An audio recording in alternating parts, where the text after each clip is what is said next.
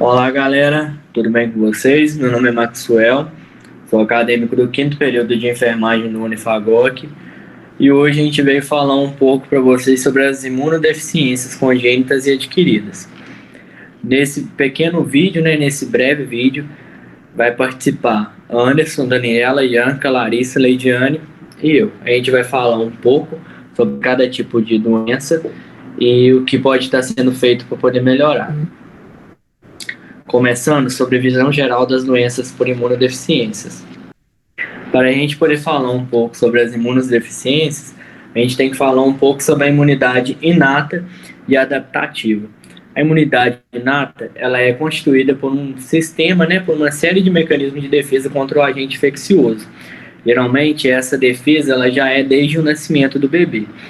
A adaptativa, ela baseia na capacidade que alguns linfócitos adquirem de reconhecer determinados elementos que são agente estranho dentro do organismo, que seriam os conhecidos como antígeno. Porém, a gente tem um pequeno problema.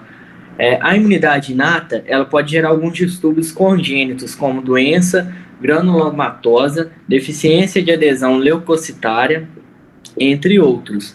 A adaptativa, ela reconhece determinados elementos estruturais e gera um mecanismo de defesa celulares e morais como função de destruí-los, que seria o quê? Quando o seu organismo ele percebe que tem um agente estranho invadindo ali, ele gera uma defesa e isso faz com que gere os anticorpos, que são as células de defesa do nosso organismo. Isso faz com que quebre o antígeno e gere os anticorpos para a gente. Vou falar um pouco sobre a visão geral das doenças por imunodeficiência. A principal consequência da imunodeficiência é o aumento da susceptibilidade à infecção. Quer dizer o quê? Muitas das vezes pode acontecer a reincidência da doença. Por você estar com a imunidade baixa, isso quer dizer que talvez o seu corpo vai estar um pouco mais sensível a desenvolver algumas doenças. Já a imunidade humoral defeituosa, normalmente ela desencadeia o aumento da susceptibilidade à infecção por bactérias escapsuladas. Pode gerar algum tipo de câncer, alguma coisa do tipo. Também imunodeficiências congênitas primárias. Geralmente ela manifesta desde o nascimento. As deficiências costumam ser hereditárias, passadas de mãe para filho, As infecções causadas por micro-organismos fracos tratam-se persistente e grave. Quer dizer o quê? A criança já nasce com uma deficiência na imunidade. Isso gera um pouco mais de doenças, E a sua recuperação acaba sendo incompleta quando ela tem uma resposta inadequada ao tratamento. Então, quer dizer que isso pode prejudicar na recuperação dela diante de várias doenças.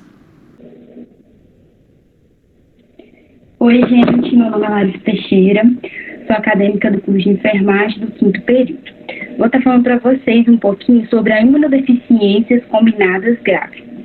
A imunodeficiências combinadas graves é a principal consequência da imunodeficiência e o aumento da susceptibilidade à infecção. A imunodeficiência combinada grave é uma imunodeficiência primária que resulta em baixos níveis de anticorpos, que são a imunoglobinas, que resultam em números baixos ou ausentes de células T. Para quem não sabe, células T são os linfócitos. O diagnóstico dessa doença se faz medindo o número de células B e células T e os níveis de imunoglobulinas no sangue. Esse teste serve para avaliar o funcionamento das células B e as células T. Essas pessoas que têm essa doença, elas geralmente são mantidas em ambientes protegidos para evitar a exposição das possíveis infecções que elas são arriscadas a pegar, por ter a imunidade muito baixa. O tratamento envolve antibiótico para prevenir a infecção, mas o único tratamento eficaz mesmo é o transplante de células-troncos e terapia genética, que dá resultado. O antibiótico vai ajudar a prevenir as infecções, mas ele não tem cura. Olá, gente. Meu nome é Daniela, sou acadêmica do curso de enfermagem do quinto período da Unifagoc. Eu venho aqui falar com vocês sobre a deficiência de anticorpos, que são os defeitos no desenvolvimento e ativação na célula B. Os defeitos na célula B resultam nas ordens nas quais a anormalidade primária acontece na produção de anticorpos. Deficiência seletiva de isotipo de imunoglobina. O mais comum é a deficiência seletiva de IgA, que afeta cerca de 1 a cada 700 pessoas. Ocorre esporadicamente, mas em muitos casos dominam também os mais conhecidos, que são as manifestações clínicas variáveis, que são muitos pacientes totalmente normais. Outros apresentam infecção respiratória e diarreias ocasionais, ou seja, tem pessoas que nada acontece, tem pessoas que têm todo tipo de sintoma, inclusive esses, infecções respiratórias e diarreias. A imunodeficiência comum variável é uma doença definida pela redução dos níveis séricos do Ig. Doenças autoimunes como anemia perniciosa, anemia hemolítica, doença inflamatória do intestino, artrite reumatoide, pode ser significada associação elevada à incidência de tumores. Vamos lá, então. Deficiência de anticorpos nos defeitos de desenvolvimento e ativação da célula B. Vamos lá, vamos falar dessa parte, então. A imunodeficiência, frequentemente, é uma constelação de sintomas em inúmeras desordens hereditárias. Alguns exemplos dessa síndrome incluem síndrome de Shed-K, síndrome de Schizoff e síndrome de Diort. São essas 3 síndromes. Na síndrome de Wiskott, essas anormalidades no reparo do DNA contribuem para a reparação e a geração normal de receptores dos antígenos. Além disso, a ATM contribui para a estabilidade do ADN quando regras na cadeia dupla de DNA são geradas no decorrer da recombinação de troca de isotipo e mutações na ATM. Resulta em troca de classe defeituosa e níveis reduzidos de IgG, IgA e IgE. O tratamento atual para as imunodeficiências tem 2 objetivos: minimizar e controlar as infecções, e também substituir os componentes defeituosos, os ausentes do sistema imunológico, por transferência adotiva ou transplante. Atualmente, o transplante de células-troncos hematopoéticas é o tratamento de escolha para muitas doenças de imunodeficiência e tem sido bem sucedido no tratamento do SCID, com deficiências da ADA, síndrome de Wiskott, síndrome de linfócito nu e deficiências de adesão de leucócitos. Imunodeficiências adquiridas, secundárias. Vamos falar sobre isso. As deficiências do sistema imunológico muitas vezes se desenvolvem devido à normalidade que não são genéticas, mas adquiridas durante a vida. Em primeiro lugar, então, a imunossupressão pode ocorrer com complicação biológica de outro processo da doença.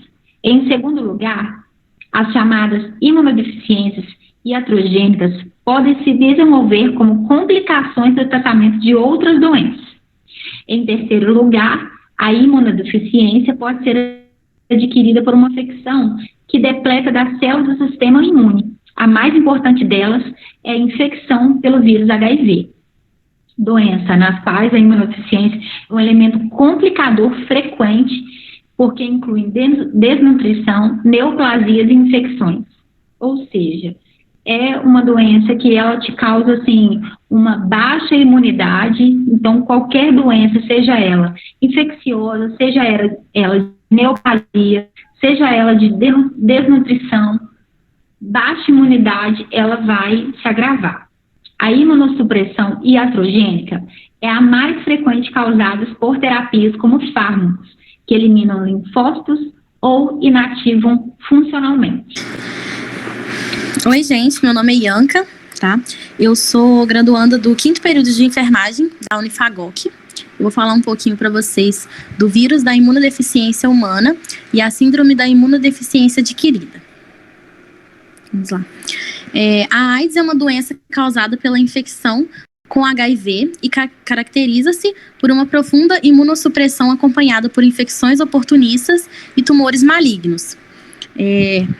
Emaciação e degeneração do sistema nervoso central. O que seriam essas infecções oportunistas, né?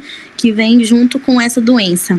A AIDS seria a hepatite, pneumonia, tuberculose. Existem 2 tipos de HIV intimamente relacionados, denominados de HIV-1 e HIV-2. O HIV-1 é, de longe, a causa mais comum de AIDS. O HIV-2, que é diferente na sua estrutura genômica e antigenicidade, causa uma forma de AIDS de progressão mais lenta do que a doença desencadeada pelo HIV-1.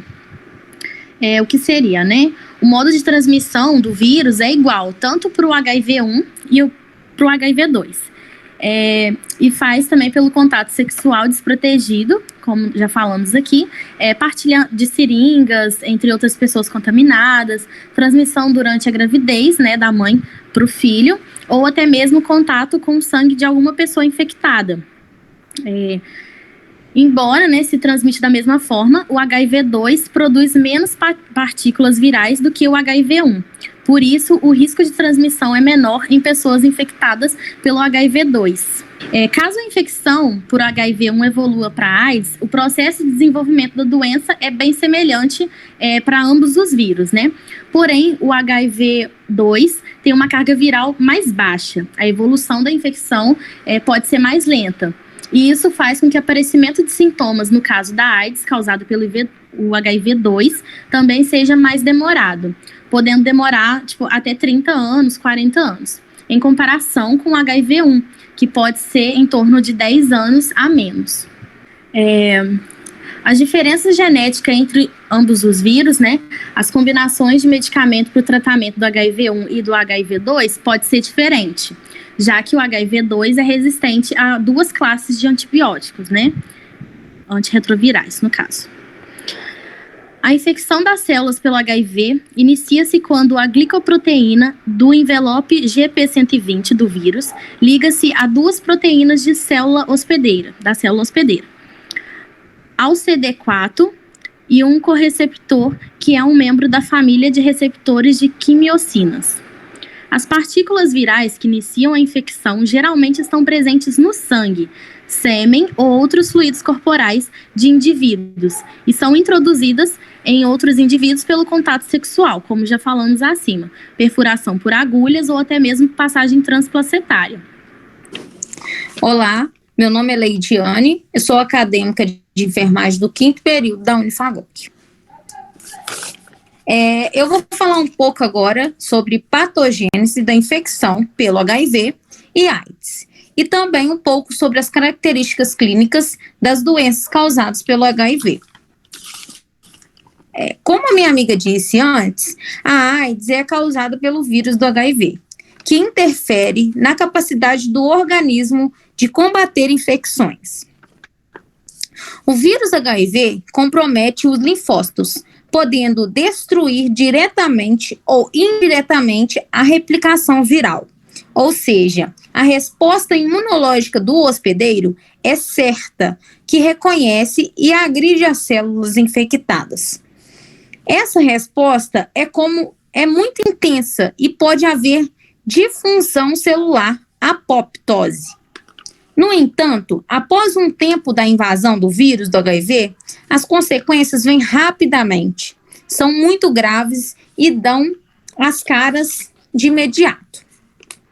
Algumas consequências são a perda de peso, anemia, perda de memória e dificuldade de concentração.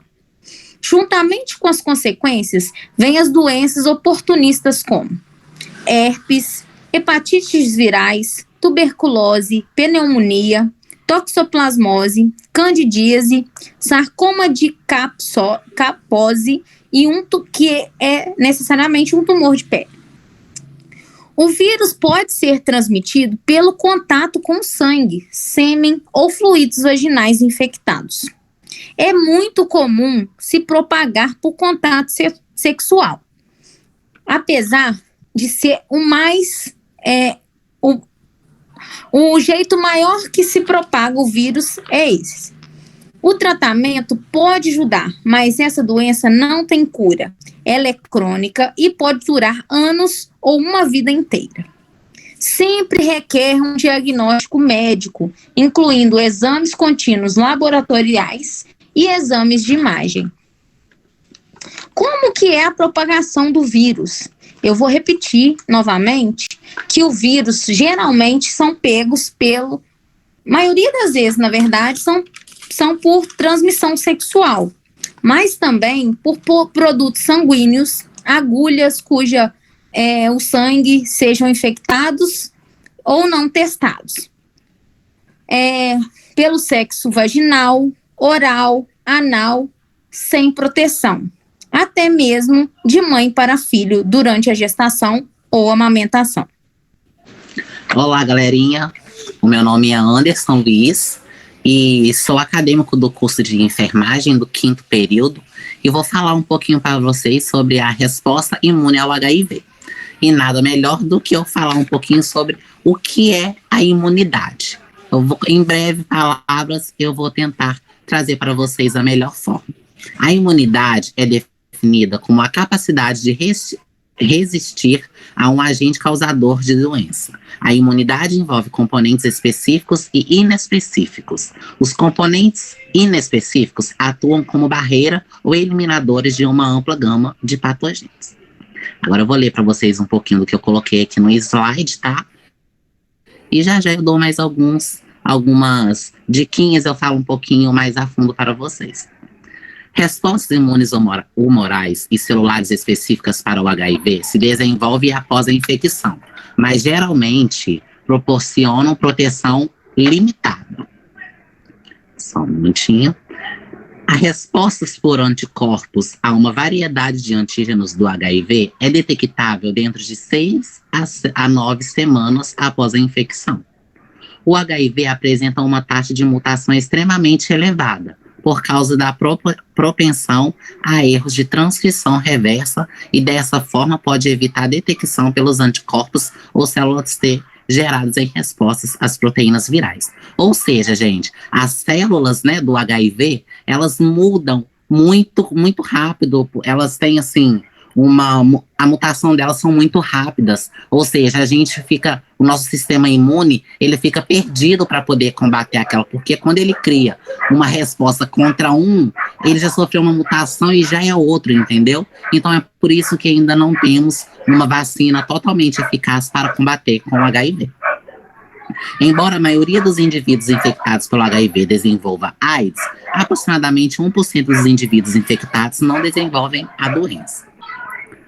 E, gente, eu vou falar para vocês também, né, que as respostas imunes inatas à infecção pelo HIV são principalmente a intensa produção de citocinas como interleucina, interferon, né, e a ativação das células naturais killer, que podem controlar temporariamente a replicação do HIV através da apoptose das células infectadas. Ou seja, o nosso sistema consegue controlar, consegue fazer com que não seja tão rápida essa infecção, com que não espalhe muito rápido. A gente não consegue combater totalmente, mas existem, né, coquetéis e outros medicamentos, né, que fazem isso, tá? Agora eu vou falar para vocês também, gente, que existem pesquisadores americanos que mostraram que 4 vacas injetadas com glicoproteínas similares com a do HIV produziram esse tipo de anticorpo contra o vírus